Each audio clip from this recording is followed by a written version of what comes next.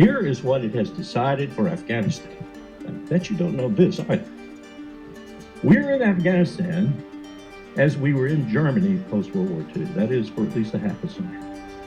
It has nothing to do with Kabul and state building, nothing to do with fighting the Taliban or proving that we can reconcile with the Taliban, and nothing to do with fighting any terrorist group.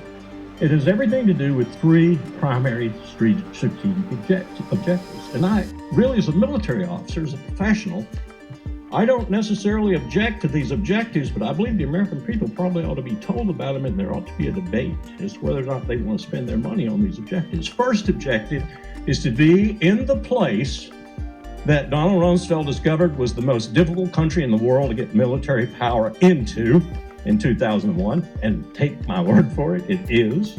Look at it on a map and leave it there, because it is the only hard power the United States has that sits proximate to the Central Base Road Initiative of China that runs across Central Asia.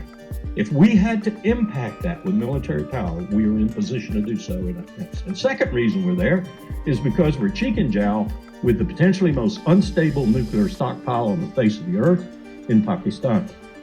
We want to be able to leap on that stockpile and stabilize it if necessary. And the third reason we're there is because there are 20 million Uyghurs, and they don't like Han Chinese in Xinjiang province in Western China. And if the CIA has to mount an operation using those Uyghurs, as Erdogan has done in Turkey against Assad, there are 20,000 of them in Idlib in Syria right now, for example. That's why the Chinese might be deploying military forces to Syria in the very near future to take care of those Uyghurs that Erdogan invited in. Well, the CIA would want to destabilize China, and that would be the best way to do it, to foment unrest and to join with those Uyghurs in pushing the Han Chinese and Beijing from internal places rather than external.